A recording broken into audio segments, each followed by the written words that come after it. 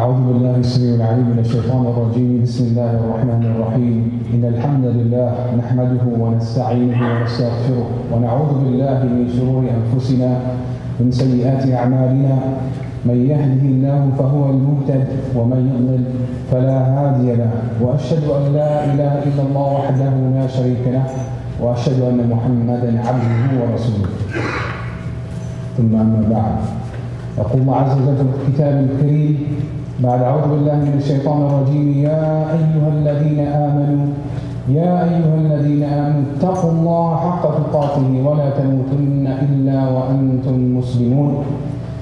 ثم يقول عز وجل في آية أخرى: يا أيها الذين آمنوا اتقوا الله وقولوا قولا سديدا يصلح لكم أعمالكم ويغفر لكم ذنوبكم ومن يطع الله ورسوله فقد فاز فوزا عظيما. أما بعد. Inshallah, today's topic, first and foremost, I have to throw out a disclaimer. Inshallah, this is a very, very large and deep topic that I will not be able to cover in its entirety, obviously, and neither will I be able to cover it as it is due right.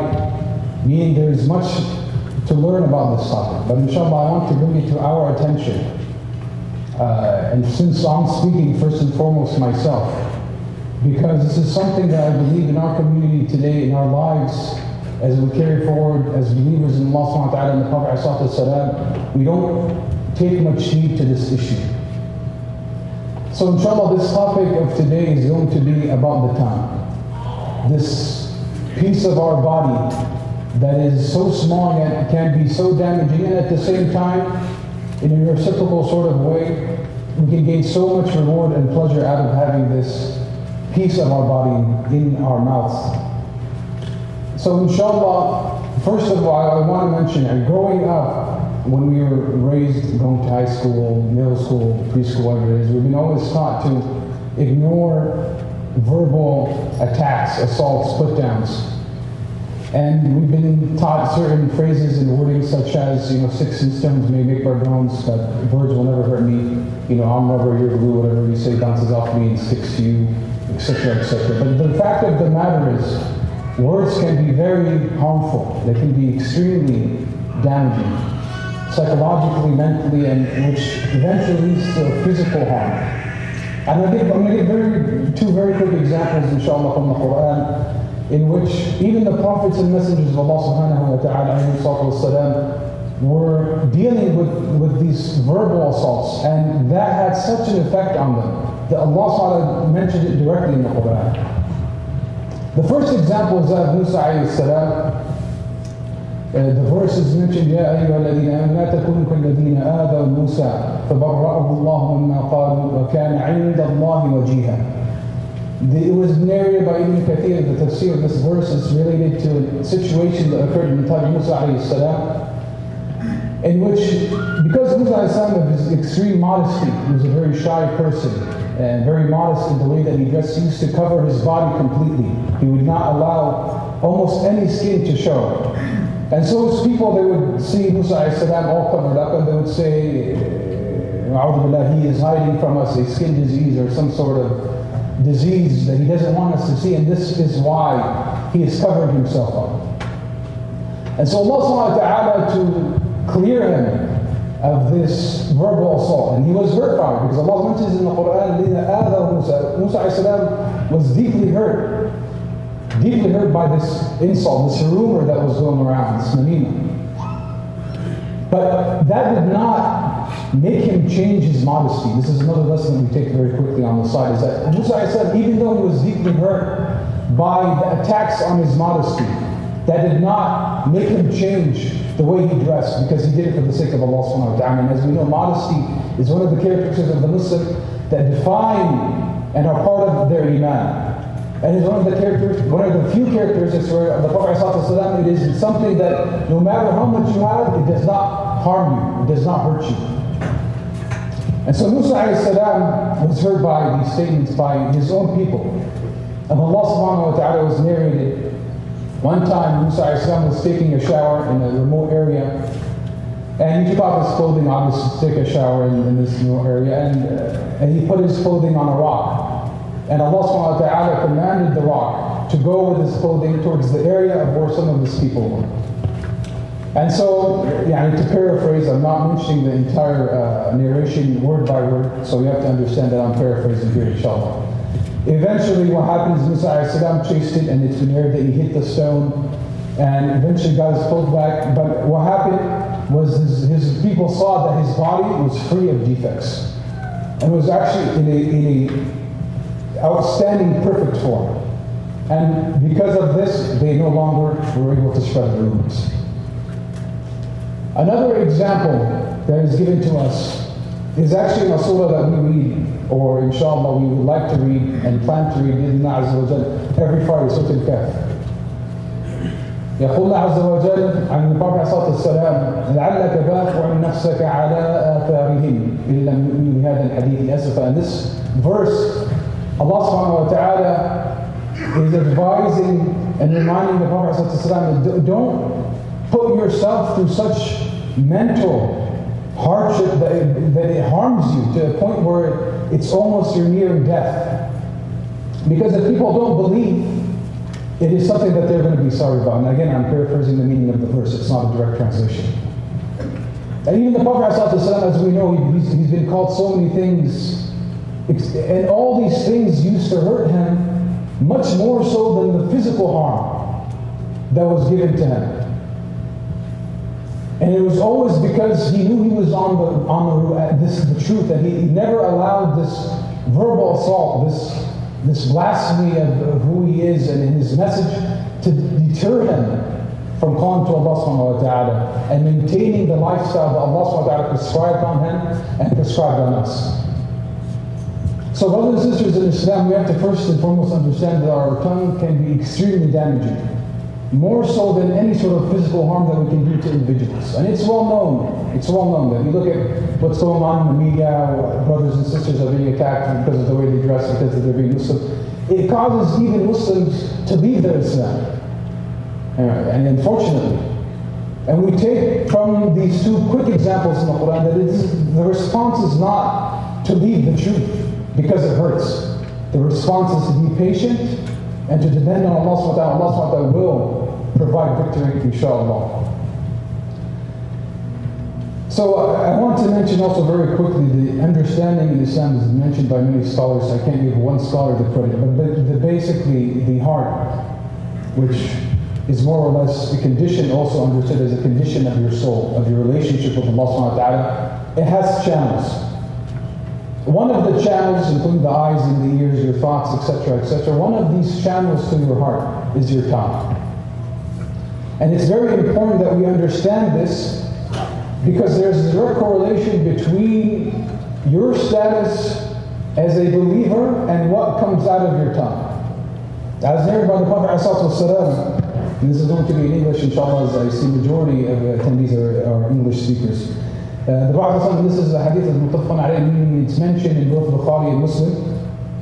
Indeed, there is a piece of flesh in your body that if it be sound, then the whole body will be sound. And if it be corrupt, then the whole body will be corrupt. Indeed, it is the heart. Indeed, it is the heart. So this is what the Prophet ﷺ told us. Another narration to tie this, inshallah, these two narrations together will give us a clear understanding. The Prophet ﷺ, he mentioned, the iman of Allah's servant will not be upright until his heart is upright. And the heart will not be upright until his tongue is upright. And this is narrated by Imam Ahmad. So we understand from these two narrations that your status of your heart, which reflects who you are in terms of quality of individual, can also be seen through your heart, what comes out of it. And this is understood in two ways. If you perpetually allow your tongue to be loose, then let it be known that you are corrupting your heart in the process. And if you control your tongue, amongst the other pathways to the heart that we don't have time to talk about here, one of them being the heart, and we'll see why the heart, there's an emphasis on the tongue here. If you control your tongue, then inshallah it is a portion of controlling the soundness and the quality of the individual. That is what is reflected in the heart. Continuing, inshallah. What people don't realize is because issues are not physical. And we live in this society where everything is about, have you done harm physically? Nobody cares about what you say. Unless it causes some sort of loss of financial income, then everyone gets concerned. But unless you're hurting somebody physically, nobody really cares. You can say whatever you want, nobody's going to take you to jail. Whereas in the Islamic system, obviously, people are held accountable for what they say as well. But we have to understand that with Allah subhanahu wa ta'ala, there's a higher standard, and everybody's held accountable for what they say. And this is reflected by many narrations, and I'll focus on one, inshallah. This is Abu Hurairah and mentioned in Sahih Bukhari and Imam Malik's collection of hadith. Indeed, a servant may say a word in which Allah subhanahu wa ta'ala's pleasure is gained, and the servant does not realize it. Allah will raise him up levels. Indeed, a servant may say something or a word from which Allah subhanahu wa ta'ala's displeasure is gained, and he does not realize it. Allah subhanahu wa ta'ala will put him in Jahannam due to it.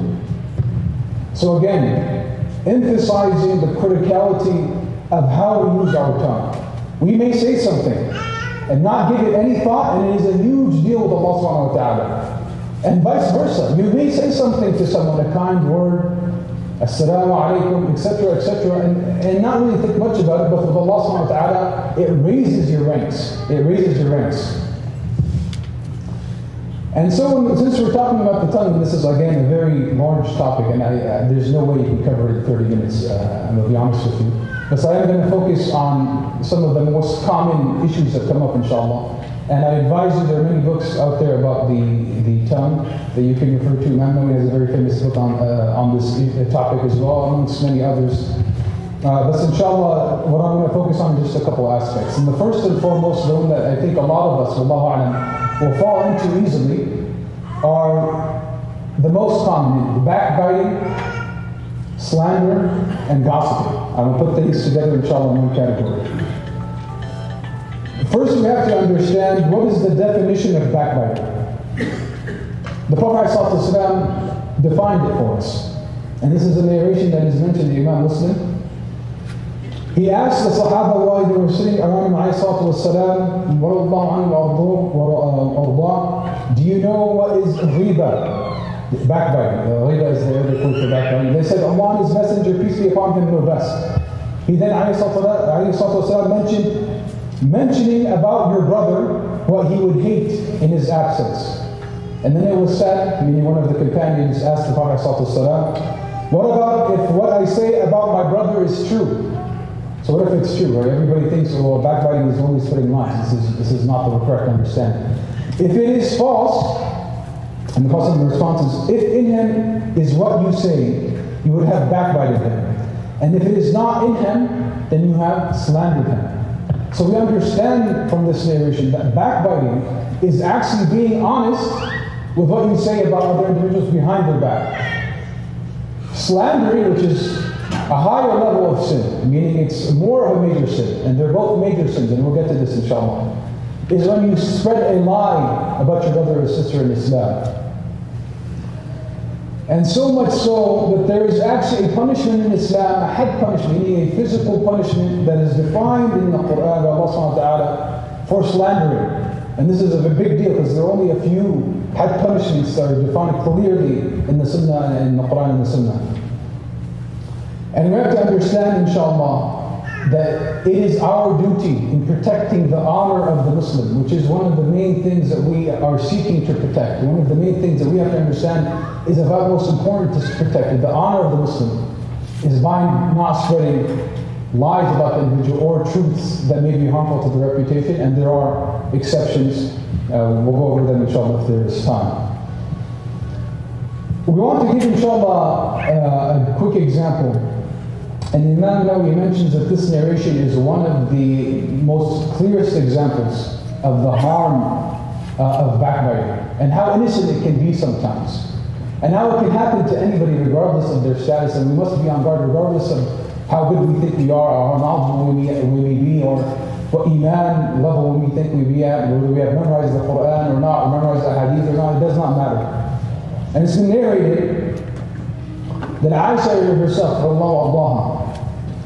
I said to the Prophet ﷺ, you are more than Safiya by such and such. And some of the narrators, this is a cut in the narration, mentioned that what she was referring to was that Safiya was of short stature. And so she was talking to the Prophet ﷺ, and she was kind of poking fun at her height with the Prophet ﷺ. And so when the Prophet ﷺ heard this, he said, "You have stated a word, which if mixed with the water of the sea, it would surely stain it. If it was mixed with the water of the sea," imagine how vast the ocean is, the volume of water that is in the ocean. If it had mixed with the ocean, it would have stained the entire ocean. And this is the Prophet ﷺ response to this innocent, seemingly innocent backbite. And this narration, by the way, is narrated by Imam Tirmidhi, is Hasan Sahih Hadith, inshallah, so it's authentic. The word mentioned, and this is is that this is one of the greatest proofs that showing that backbiting is completely forbidden, regardless of the context. And you have to completely be aware of what you are saying. It's been mentioned that Abu Bakr, he used to once seen with a rock in his mouth, and he was asked, "What are you doing?" This is to, inshallah, to make me think twice about my tongue. And he basically held his tongue and said, "This tongue has gotten me into so much trouble." And because of this, he was seen and narrated once as seeing as holding a rock and putting a rock in his tongue to hold himself back from saying something he does not intend or does not want to say. And this is why the Prophet ﷺ advised us that whoever does not, if you do not have something good to say, whoever does not have something good to say, then let him stay quiet. And this is a very famous narration, one of the most narrations understood to be the cornerstones of good character and conduct in Islam. It's of critical importance, brothers and sisters in Islam, that we make sure that we hold our tongue and think twice about what we're saying, because the consequences can be very severe, both to us as individuals, our status of Iman, our relationship with Allah subhanahu wa ta'ala, as well as the community.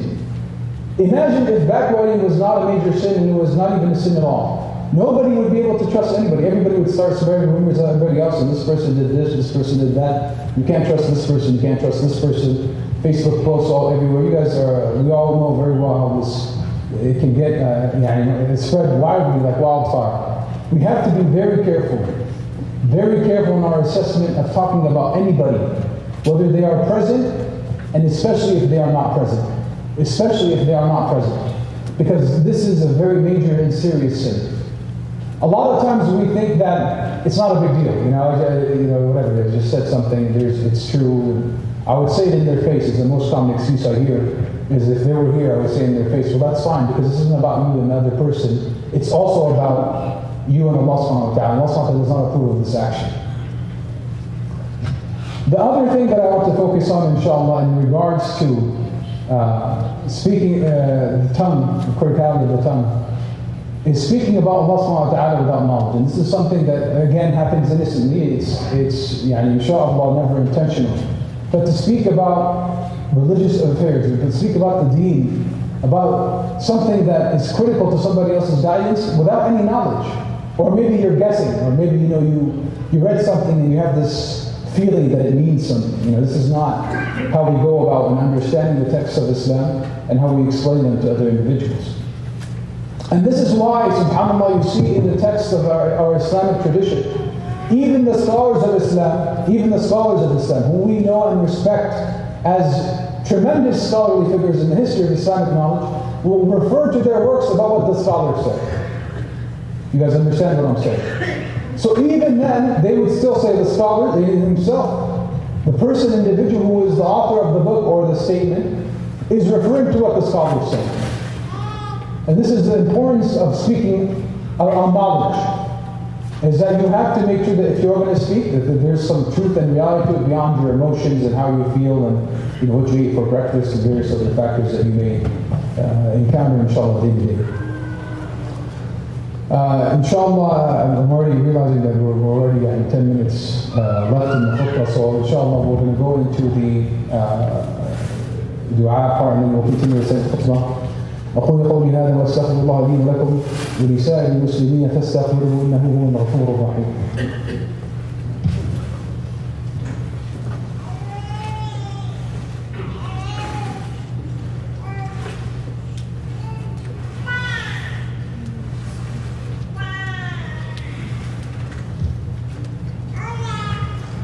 أعوذ بالله السميع العليم من الشيطان الرجيم بسم الله الرحمن الرحيم والحمد لله رب العالمين والصلاة والسلام على سيدنا محمد وعلى آله وصحبه أجمعين.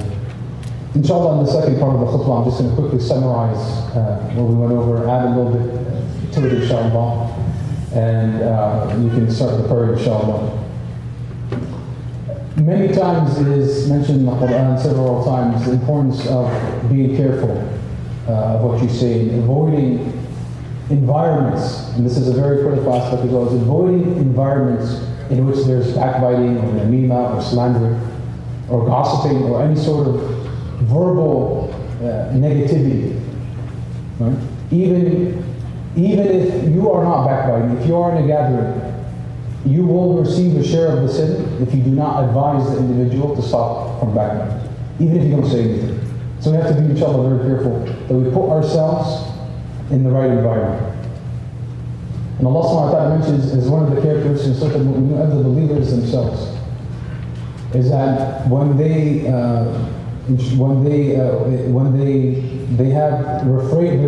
from vain talk. So I have to make sure the English is correct in the translation first. They refrain. One of their characteristics is that they refrain from vain talk. They avoid it completely. They avoid the environment. They avoid engaging in it. They avoid associating with it. This is something that is critical to our status as believers.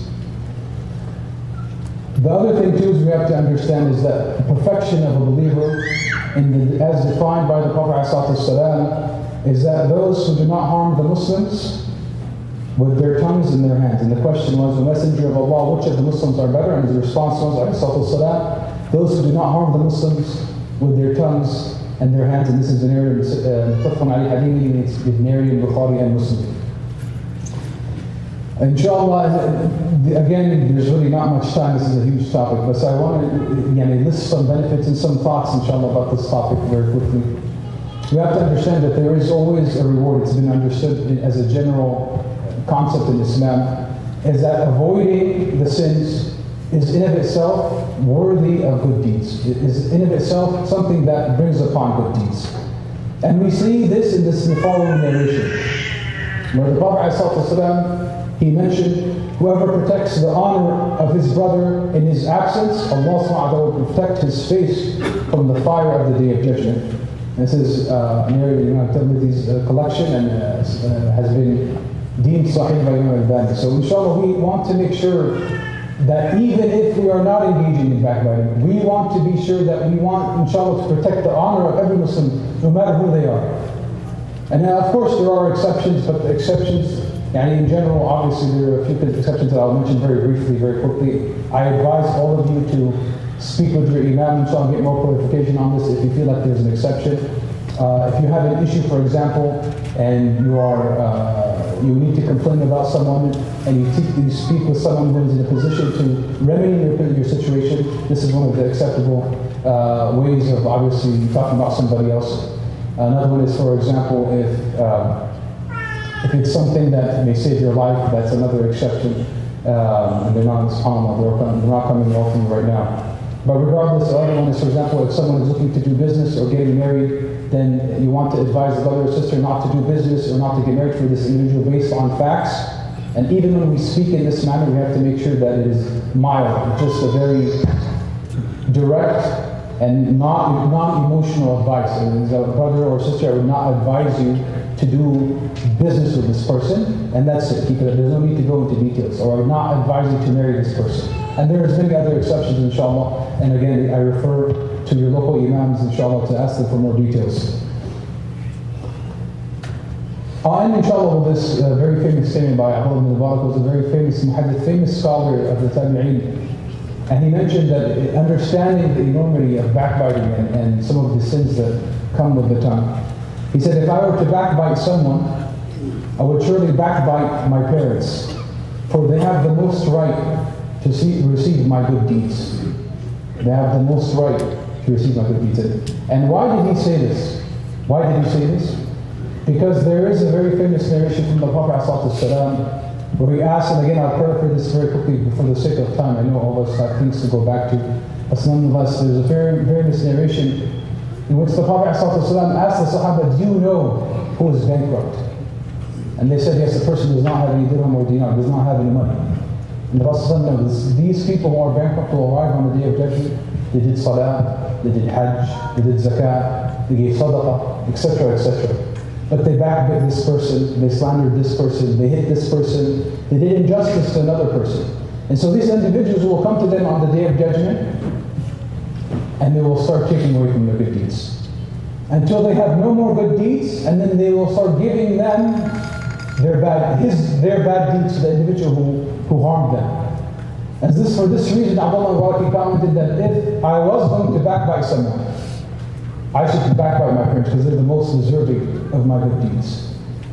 So inshallah, let's keep that in mind. If we ever want to talk about somebody, I know this sounds like horrible advice, but maybe you should probably backbite your parents. They're the most deserving of your deeds, inshallah. So just keep that in mind, inshallah. And this is, inshallah, will be the end of this khutbah.